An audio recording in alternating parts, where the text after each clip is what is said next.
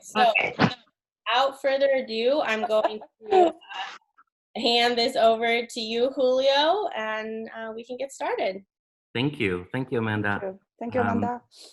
And I would like to start just briefly talking about Tania. Tania has been in residence at the ASU Art Museum for several years now.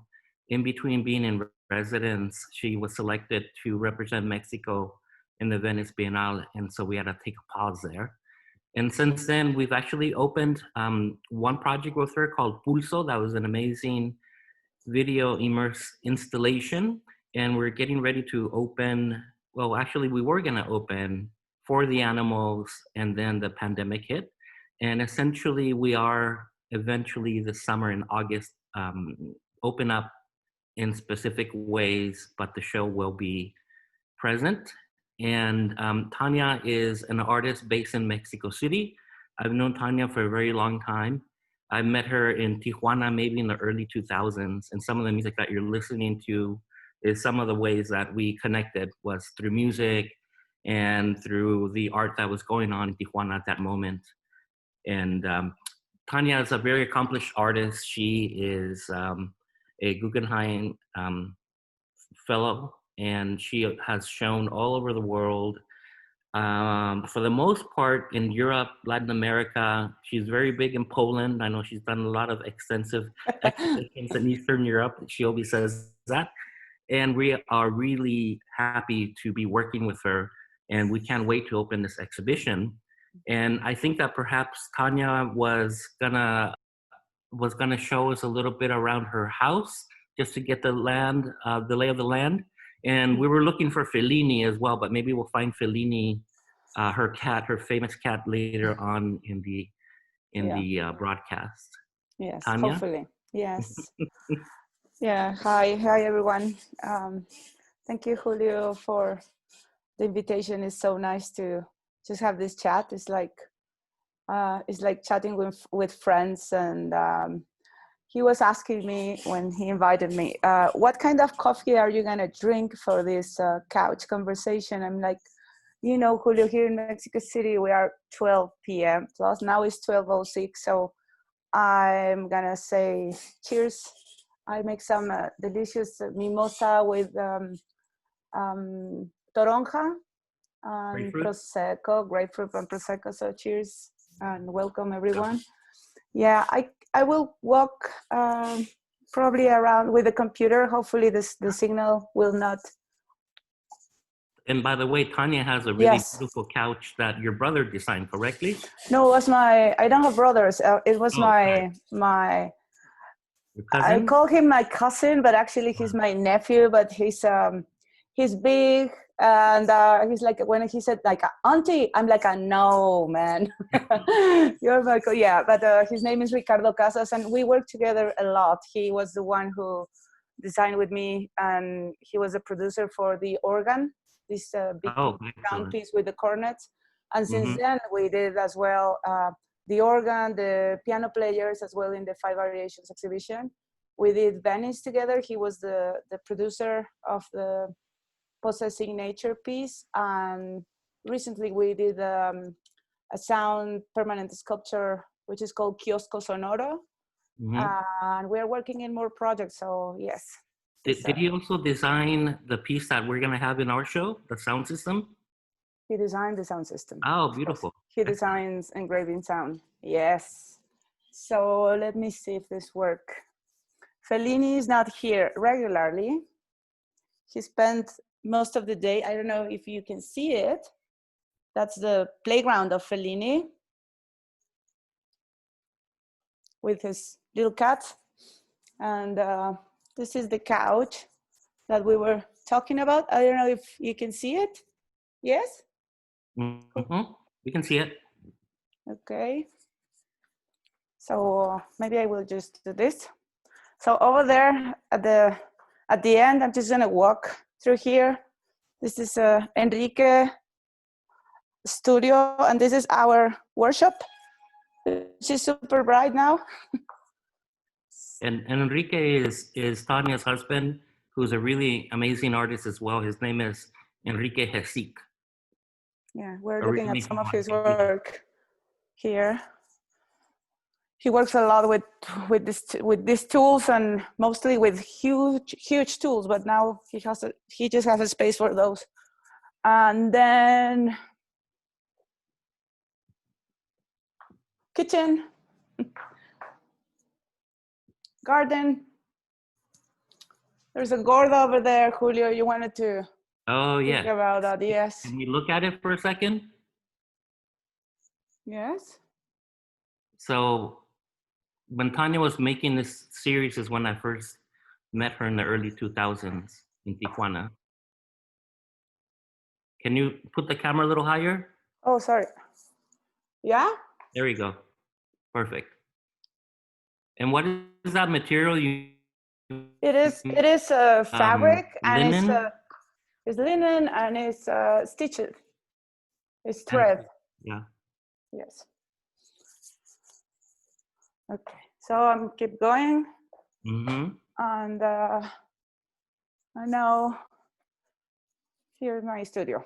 So I'm a collector as well. I have a bunch of beautiful alarm clocks. I don't know if you can see it, or should I move the camera? No, we can see it. That's perfect. Okay. How many do you have? I think I have around 300. Hmm. There's Can you more start? over there. And I'm also a collector of these beautiful objects, which is called viewmasters and projectors. I don't know if we have enough light over there. Can you see Yeah, we them? can see those. Yeah. So I've been collecting this all over. Like I'm a big fan of flea markets. So Enrique and myself are collectors. Enrique has an amazing collection of robots. He has more than, he said that he don't have more than 700, but I believe that he has already more than 800. Wow. So, He's hearing us, and probably he will say no. so Tania, when everyone can travel again and someone goes to Mexico City, what's a Yes. flea market that you would recommend? Well, there's two that I really like. Well, I have actually three. One is in the Colonia Cuauhtémoc near the Doctores, in a park between Colonia Roma and Colonia Doctores, and it's a market on Saturdays. Mm-hmm. And then on Sundays, of course, Lagunilla, which is in Lagunilla, Tepito. yes. I know that Lagunilla place. is a pretty famous one. And there's one which is like more trashy. Actually, it was called the market of the trash, or the trash market. And it is near the prison, the women's prison. Uh-huh. Yes. Yeah. I don't know exactly the area, but it's pretty awesome. And you have to spend a lot of time just rolling around, like between the garbage, literally between the trash. But the trash is very, they used to just make these beautiful setting ups of, I don't know, for example, old brushes, dried brushes, like, but very perfectly lining up. And So like an installation. or dildos, use dildos, which is just gross. But we have found their amazing stuff, like for example sewing machines or typewriters, which is Right. something else that I love to collect. I do have a lot of typewriters, but they're huge and heavy. What is the flea market that I always hear about? That the saying is that if something gets stolen from you, from your house, the next That day one, you go the to the trash. market Yeah, and you that buy one. it back. El salado is it called? El salado. El Okay. salado. That's Very the one safe. that I was talking about. Yes. Okay. So can I ask you a question? Yes. Okay. So I wrote a couple of little questions for you. What does your day usually consist of, and how has it changed in this pandemic? Well, it changed. Everything changed a lot. I was.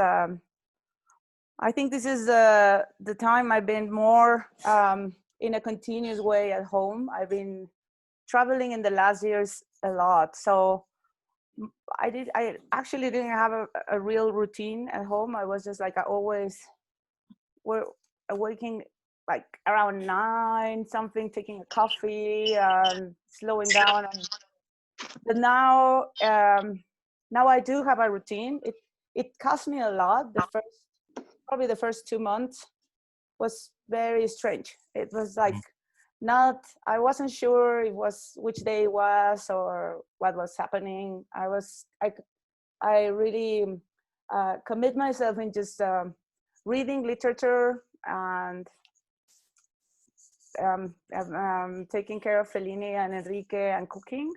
But then I was everything started to I don't know, the need to reborn or reconnect. Okay. And I was offered to give a master class in the University of Monterrey. So that was really helpful for me to have a daily schedule, because I'm teaching every day from 11 to 12. So what I'm doing now is I wake up at 7. I came down to the studio with a coffee and start working since the morning, and then I teach, and then I cook, then we have lunch, and then I have the whole full afternoon to work. But the other thing is that, like, both projects for the animals and a project that I have in Cincinnati that's supposed to be open on May 24th. Now it's going to open probably next week, probably the following. But it involves a process. Both projects involve process of video editing and sound editing. In the case of our project in Arizona, we have one video which is 5.1. So it's impossible to work online. I mean, we did our best to, for example, use a platform which is called Frameo, I think so, that you can watch a video and make comments on the editing, on the edition of the video in this specific time, in the specific moment, timeline, right? But not for audio, because I don't have the equipment, for example, to hear a quadraphonic or a 5.1, or even the subtleties of color correction. And can you go back a little bit? And I know, because when we showed Pulso, you worked with 195 women as a public musical intervention in the metro system in Mexico City. And now in Cincinnati, you're also working with other female singers, correct? Yeah, I am working with a choir which is called Muse Choir. It's a choir specifically of women, and they are very social compromised. So all the songs and the programs are related with songs that are rescued for different moments and are important, like in a political and social way. So I was lucky to meet them in Cincinnati, and I had in mind to work with this. Basically, is to understand how the industries has been disappearing and how that has been affecting the labor all over the world. And Cincinnati has this specific past related with industry. So the piece consists in make with the voices, produce with the voices, with the choir voices, the sound of 4 industries and the machines that doesn't exist anymore. They're singing what the machine sounded like, say in the 1940s, 1950s, with no instruments, but just 1920s, for example. So we have the meat packing industry, which is a very strong and hard piece about the killing of the porks. Actually, Cincinnati was known as Porkopolis. Yes. So we have them doing the sound of the rastro. I don't know what's the slaughtering house. Yeah. Wow. And then the making the sausages and the firing the sausages, and then we have the iron sounds. So it's the foundry sound with the steam and that, and then the printing. The printing is very beautiful because it's the old printing, which is very rhythmical. Right. And woodworking, which is the noise. Noise piece. And actually, we are in the middle of this. Yesterday, I was doing the last color correction, and today I have a meeting in a studio. And this is the fifth time I went out of the house. I leave the house since we've been in lockdown. So Yeah. Wow. And I know that you weren't formally trained as an artist. So how did you get involved in making art? Yeah, because of Tijuana. I'm always saying like I made myself. I mean, Tijuana made me. I was living in Mexico City, and it was the when the Mexican peso just Yeah. yes, yes. And then so I used to work as an editor because I'm supposed to be a writer. I write for some magazines, essays, and some poetry. And I was hired in an editorial which is called Fondo de Cultura Económica. Mm-hmm. And suddenly they said, like, Tania, we need to let you go because you are not madre de familia, mother Yeah. of a family. I mean, you don't have to to support, or yeah, I don't know, you don't have children to feed.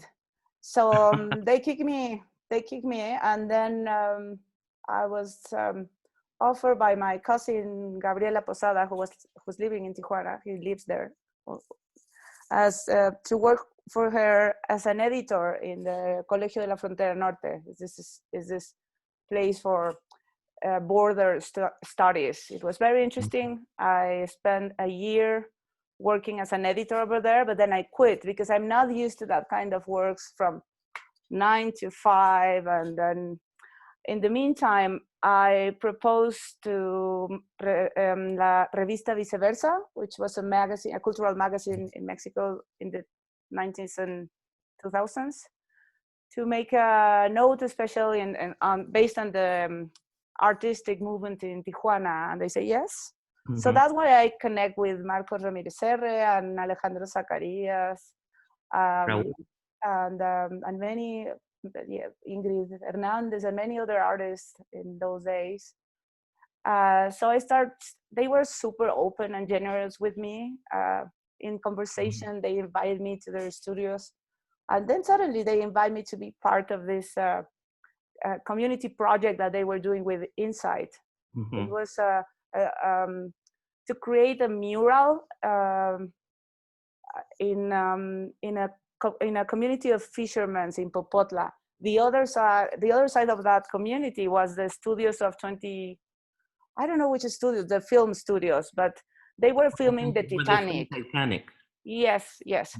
And they just built a huge, horrible wall, a border over there, a wall made in cement that spoils the whole view. So they invite me with them to make this mural with little pieces of, I don't know, mosaics, or everything was recycled. And that's how I met them. And then that's I don't know, it just started. I remember the first day I participated in an exhibition at Secut with a painting, because I started as a painter, and a photographer that was very supportive with my work at the beginning, Vidal Pinto.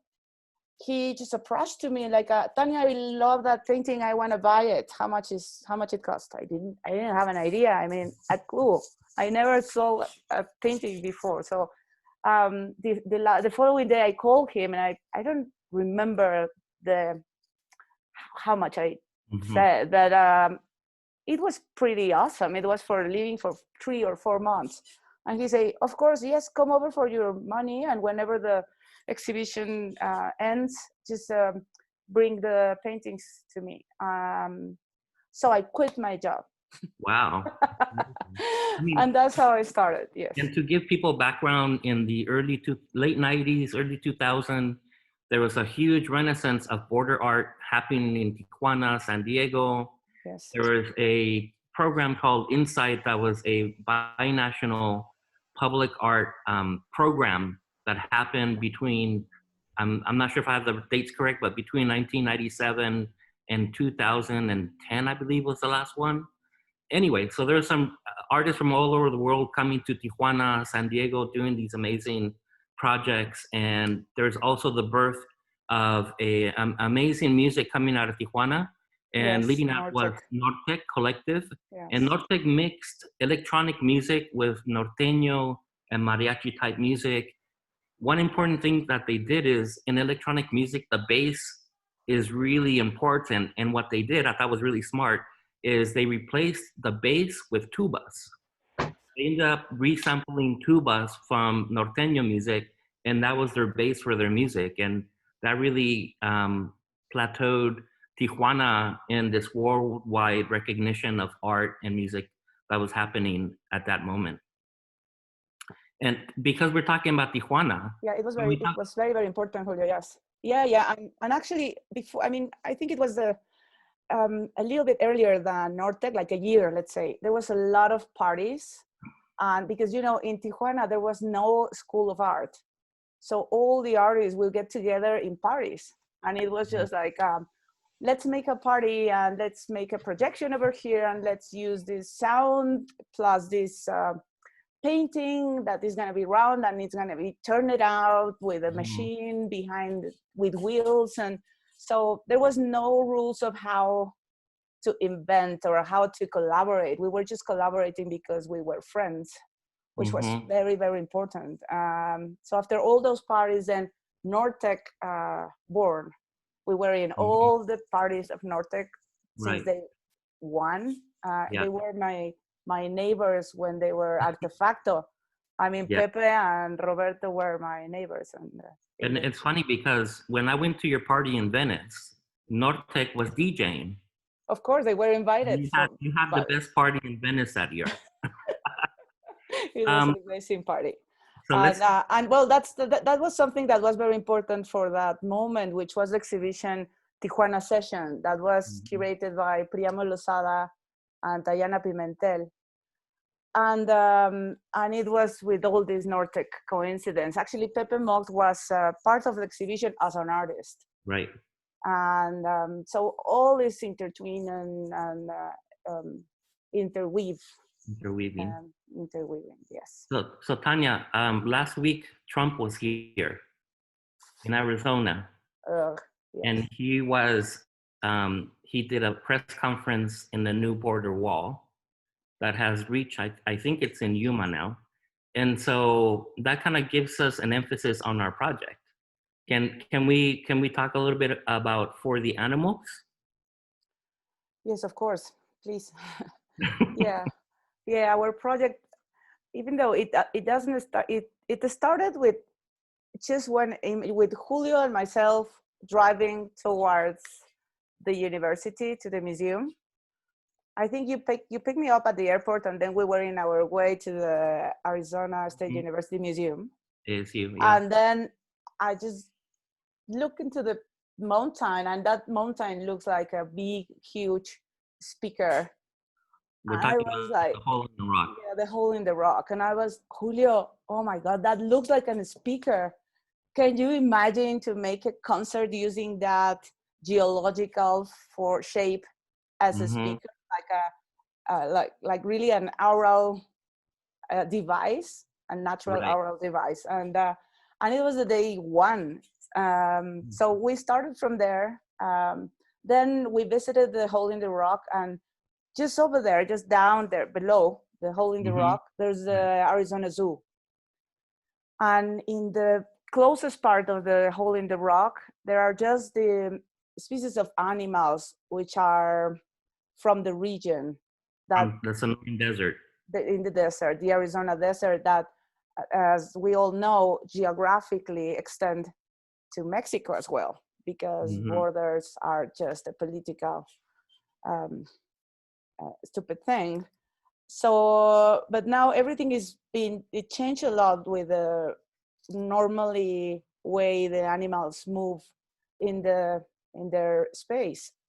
So that's how the project connects very much with the border, and more with this idea of the detention camps and the way the animals needs to be captured now. Just I'm going to share a couple of for everyone who's here. We're going to do a sneak peek at the exhibition in a couple of images. And I also want to say that the project does look at the global crisis of migration now through the lens of animals. And we work specifically with 5 different animals from the Sonoran Desert that have been crossing back and forth between Mexico and the United States for hundreds of years. And only in the last 50 years have there been two jaguars that are starting to come back again from Mexico into the United States. And so part of the project as well is looking at how animals listen, how animals hear, and how animals have no boundaries in the sense of how we have boundaries between the border wall. And so when this new wall gets built, they might not be able to cross back and forth, and they'll be trapped on one side or the other side. Yeah. So let me share my screen. Hopefully this works. Yeah. And I'm gonna preview a couple of pieces and process for our program.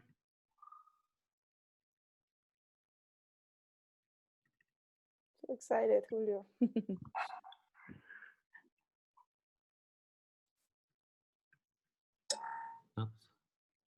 So one of the rock appears again because the rock is the source of the sounds.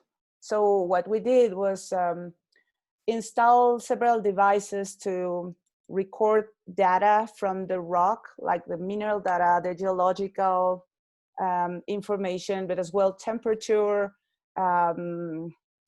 what else, wind, barometric pressure, etc. So with that data, in collaboration with Leslie Garcia, which is an artist and a friend as well that we met in Tijuana, we transformed that in sound, the data, and then there's some compositions that are the idea is to make lullabies with that for the animals and with that sounds for the animals. So we are tracking the way the animals respond to that specific sound to learn if they like the sound or the other, and really create a composition, a lullaby specifically for them. And finally, Tania did play a concert in the Hole in the Rock, and there is a preview that Amanda placed on the chat here. So if you're interested in seeing a 3-minute introduction to it, you can look at it from the link that Amanda sent you. So now I'm going to share my screen and just go over a couple of pieces here. So here,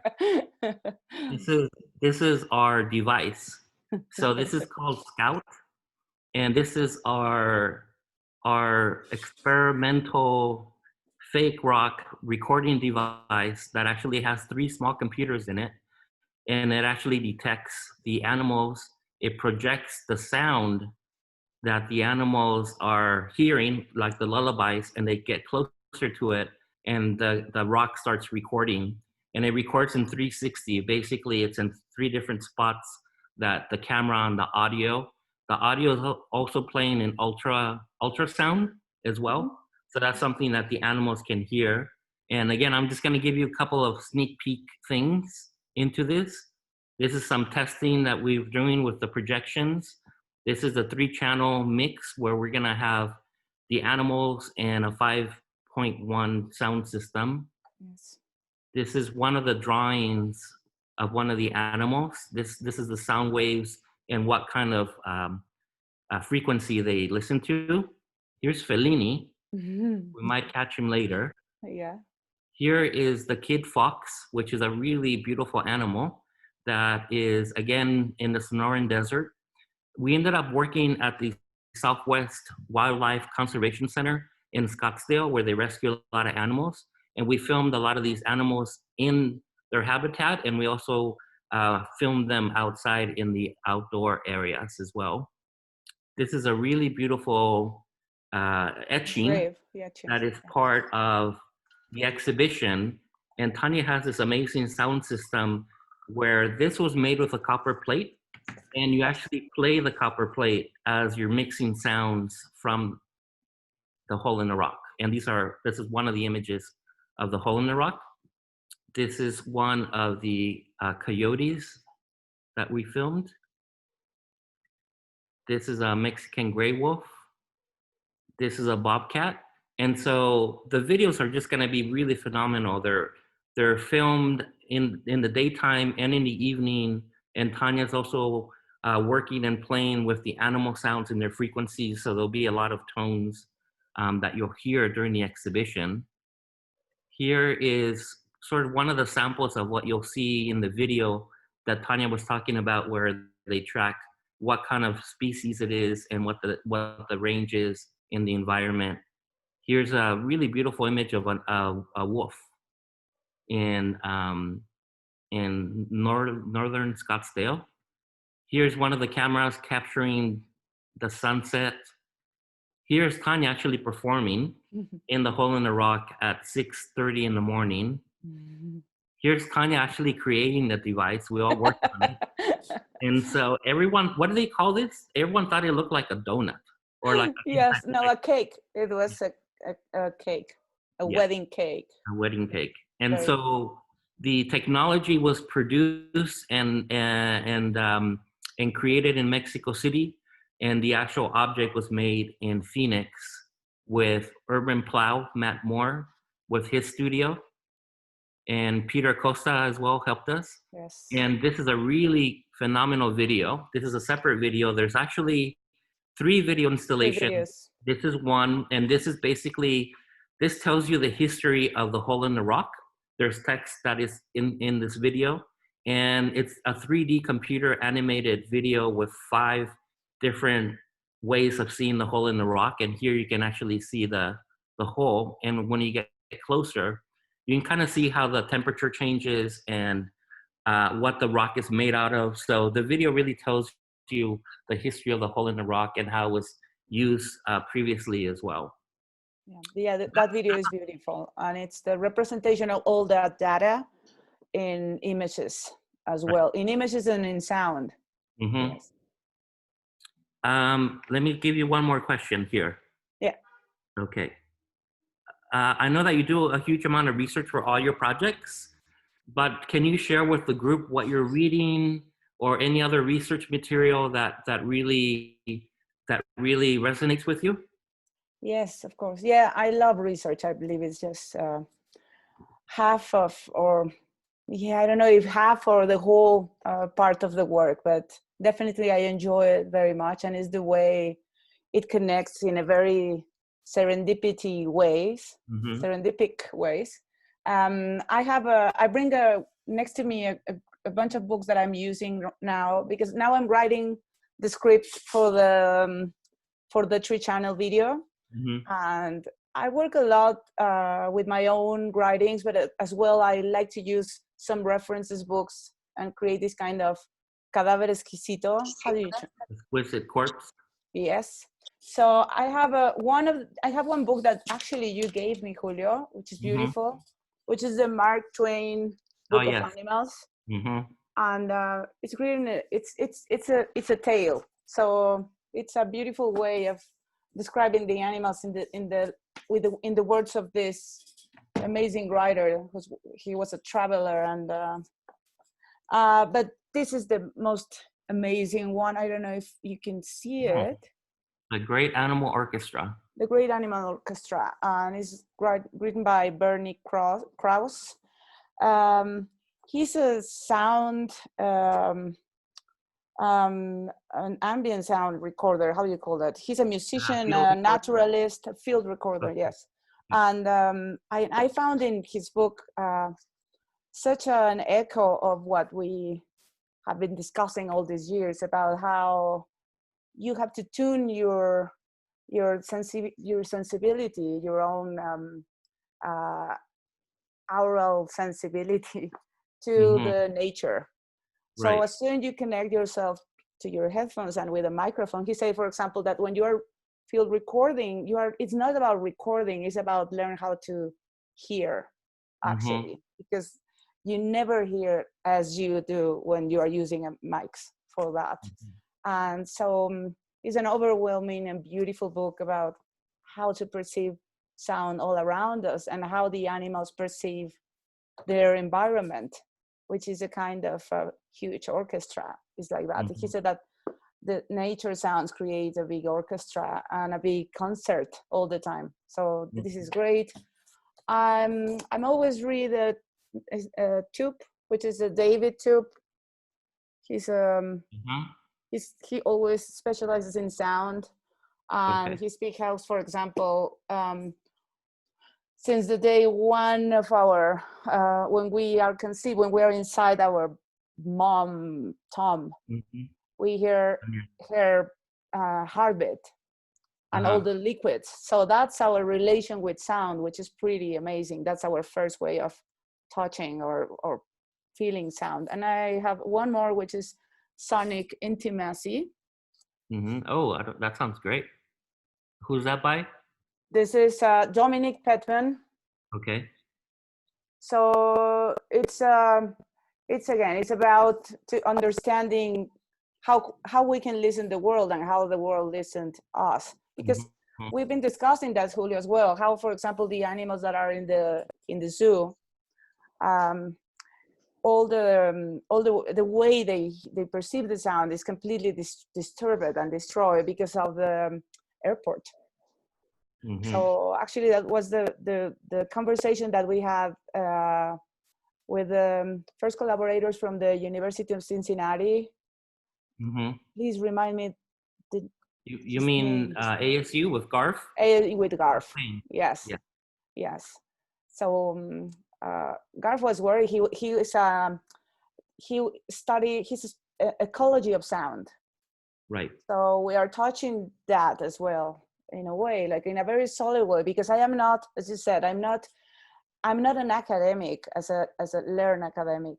No, I approach to research in a very intuitive way, and it's the way Almost I like create an those anthropological connections. way.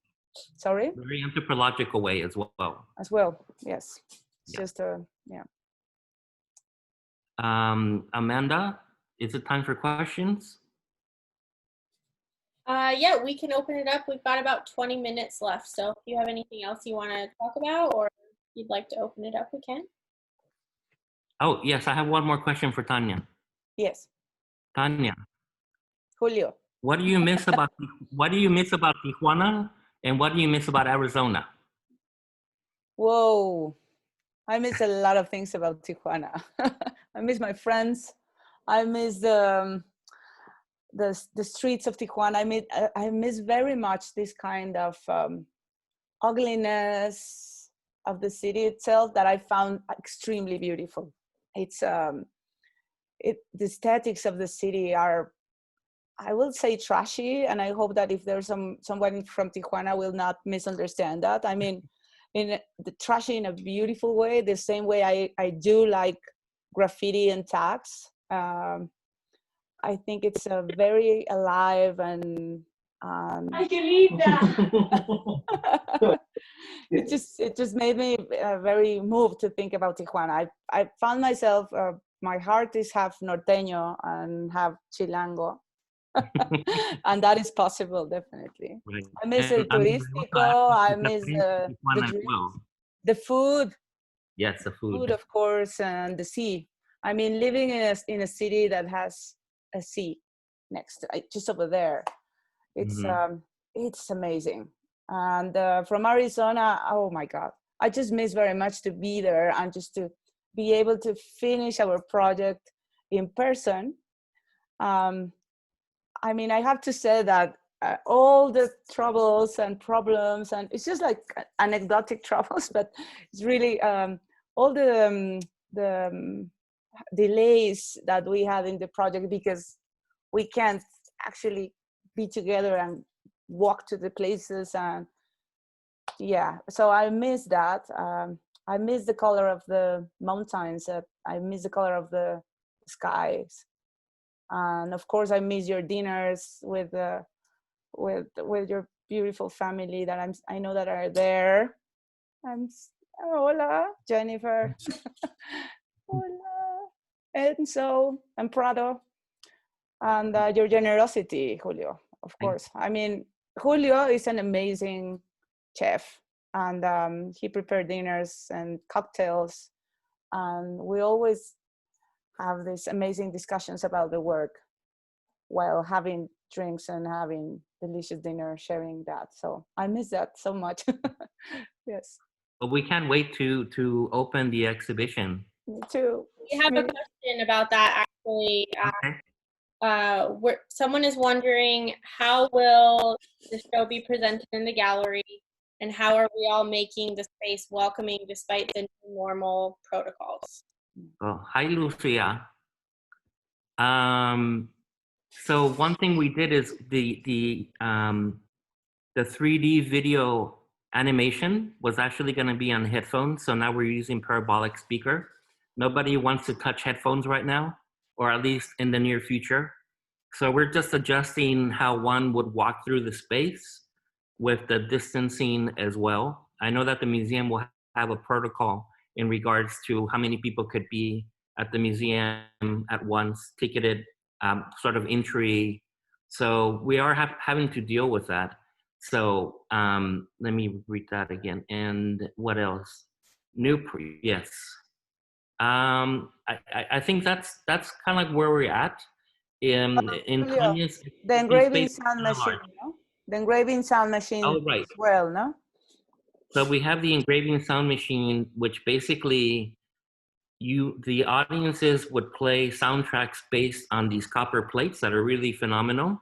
And what we're going to be doing is we're going to have our MAs once at specific times, like once an hour, come and play it. And if audiences want to play it, they'll just have to clean out the knobs and the mixer device.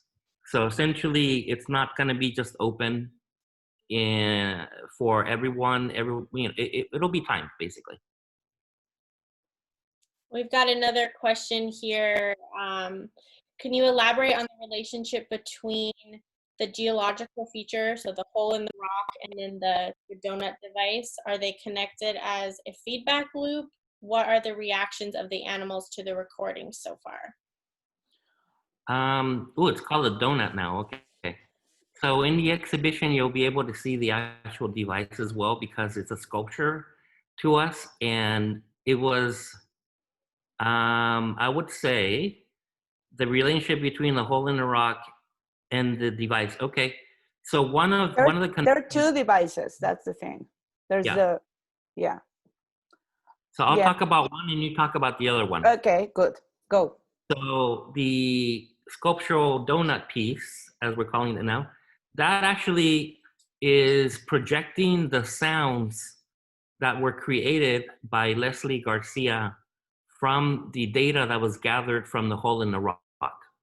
So basically taking the zeros and ones of a 3-week data collection from the hole in the rock with temperature and other elements, and all those zeros and ones were given to Leslie, and she created a soundtrack based on those zeros and ones, and also based on the frequency of specific animals. So when an animal would get close to the rock, it would actually hear the sound and approach it. And I think I didn't see any bad reactions from the animals that we recorded. They're very, very curious, and they love to smell it, and they love to smell the sculpture data recording, and they also like to move around it. So that's sort of like the reaction we're getting, and you'll see the reactions in the video installation. Yeah. And that's why we have the animal recognition in that Jarnut sculpture. So the machine recognized, I mean, the system recognized what kind of animal. So it plays specifically for this animal. So we are trying to track. It's very, I mean, of course we need to just display the rock, the donut device in more other places, and we will recovering data, and then we will be able to know exactly what they really like. But so far they are enjoying the sounds and yes. And the second device is the one that I use for the concert, and other artists, other musicians as well will be invited to use that device. With what it does is the same data that we pick up from the hole in the rock, it's translated into electric frequencies, yes. Yeah. And it hits the rock analogically. So we have heaters is how you call percutores. Percutor is the word in Spanish. Yeah. It's like it's a device that actually hits the rock in an analog way and pick up the sound which is created with that. So it's like the information of the rock knocking the same rock. So it's again like a loop of, yeah. And you can see that in the preview as well. You can see in the preview Tania playing the device with the rock, and you actually get to hear what Tanya's hearing. And Tanya's also mixing the sound live and adding other sound filters to it. Yes. There Great. was a We have question. another question here. Tania, what motivated you to collect alarm clocks? Oh, I love very much the old technology, and specifically in the case of the alarm clocks, which is fascinating. It's even though a minute it's the same amount of time, the mechanic insides of the clocks make that minute sounds different in all of them. So one, I don't know, Westlock from 1973, Russian, it's just like, it arrives to the minute at the perfectly on time. I don't know, another Westlock from 81, from Mexico, it's, so they are completely diverse and amazing, and there are beautiful objects as well. Yeah. So we've got about 10 minutes left here. Unless there's anything you want to specifically touch on, Julio, we can open it up. If anyone wants to ask a question, you can unmute yourself and ask, or you can keep asking in the chat here. Okay, I mean, we should open it up. And I also want to say that in the chat, I put this, was that in Egypt, your project with the clocks, Tania? Oh, I did a project. I did a project with clocks first in El Desierto de la Salada Desert, which is in near Mexicali. So that was the first time I used clocks. So I bring 1,000 alarm clocks to that desert without battery. But those are these tiny clocks with battery, not these alarm clocks. But without the battery, what I did was register the pass of the time in the shadow that was projected because of the sun. So the object, the clock itself, it works as a sun clock instead of a sundial. Yes, a sundial. And then I did a project again in Cairo for the Cairo Biennale. And in that occasion, I bring 3,000 clocks as an installation. So I set up the 3,000 clocks in the museum's walls, and it's just beautiful the way all the clocks clicking together create the sound of heavy rain. So it's just very relaxing. Everyone is like, "Oh, come on, 1,000 clocks for 3." It's just crazy, so paranoid and stressful. No, it's actually super relaxing, a beautiful, almost natural sound of rain. Yeah, but I'm very interested in time and in this kind of technologies and coming on forward with the idea of using technologies from the past in dialogue with technologies from the present. So I'm always, and in this project is not the exception. We are using very updated technology for something like for example, the animal recognition system that is programmed in the rock with this analog instrument. For me, it was very important to hit in an analog way the rock. So always just having this discussion of ways of understanding our approach to technology. Yes. Are some of the sounds from For the Animals subsonic or inaudible frequencies? Well, yes, they are. And actually, when we first heard the sounds, we were like, what is that sound? So basically, when it was translated for animals, to us, it was horrible. We were like, what? It wasn't a soothing sound for us, But for the animals, it seemed to work. Mhm. And were those on the sound? We thought the system was spoiled or bad connected. It was like wrong connected because it was, and actually it was our perception of that The frequencies. human ears. Those frequencies. Yes. Were those sounds for the animals on a loop, or were they were they repeated or not? They were triggered by sensors. So basically, the machine has sensors. So when something gets close to it, it begins the program. And then if it's an animal that is of interest, it'll start recording. If it's a bird, it won't record, but sometimes it would. But basically, it was playing off sensors, and it wasn't a happy human sound for us. We've got another question here. What are some of your favorite musicians, Tanya? Well, it depends very much of periods of time, but because I'm very wide open. At the same time, I made research and connection, but right now I'm hearing a lot Richie Sakamoto and oh my God, I forgot the name of the other one that they play together.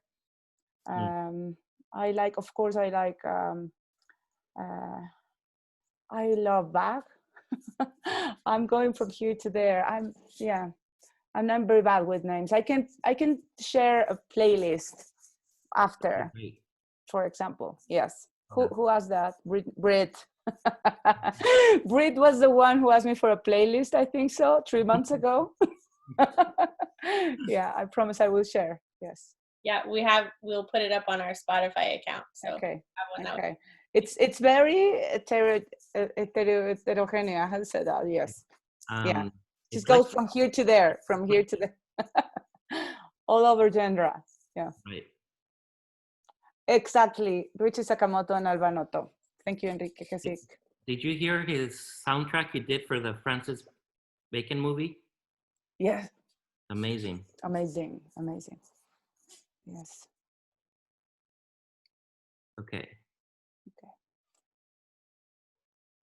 Did you ask another question there, Amanda? Nope, I don't look like we have any other questions in the chat. I was curious, Julio, can you share the story about the restaurant that you were talking to me about yesterday with when Tania was in town? Well, because we host a lot of artists from Mexico, specifically Mexico City and Guadalajara. I think the first artist I took to Durant's, which is a very famous steakhouse, old school, in downtown in Phoenix. Basically, it's like walking into a Martin Scorsese movie. You walk in through the kitchen, it's very dark. There's red velvet booths that are, it's a really great place, great steakhouse. And I took Alejandro Almanza there. And the martinis are the size of my face. They're this big in the Manhattans. And so there was a reputation that went on with other artists in residence. So they would always want me to take them to Durant's. In all these years that we've been working with Tania, Alejandro would always send a picture like, take her to Durant's. And so this last time when we were filming her in concert at the Hole in the Rock, we finished the evening by going to Durant's and having a steak and martinis. And how was it, Tania? Oh, it was amazing. Now, I don't know what I'm doing with this mimosa. Yeah, it was amazing. Yes. I can't wait to be able to travel and see our exhibition in real life, like finally installed, and then going to celebrate and drink 3 martinis, even though I have to be carry on to the bed afterwards. Yes. Let me see if Fellini is around here. I don't think so. Okay. No, he's not. He's not. Okay. Well, Okay. Okay. Well, thank you very much. Now, it's Any other questions? Amanda, I just want to mention again your bookshelf. Organized in colors, which is just like, I love it. That's her personality. No, just yes. Well, thank you, everyone. Thank you, everyone, for joining us. Yes. And any closing, Amanda, any closing items? Nope, I don't see any other questions here. A lot of thank yous coming from the chat. Thank you so much, Julio and Tania, for being with us today. It's so interesting. It's great to see you all from your comfy couches and chairs. So we have our next Couch Coffee Culture next month with curator Andres Payan Estrada. And Andres, lindo. he's here, I saw his name. Yes, he's there, yes. So make sure you're following us online. We'll post the date and the Zoom link and all of that here soon. So again, thank you so much. It was great to meet you all, and we'll talk to you again soon. Claudia. Gracias. Gracias, Julio. Gracias, Amanda. Bye.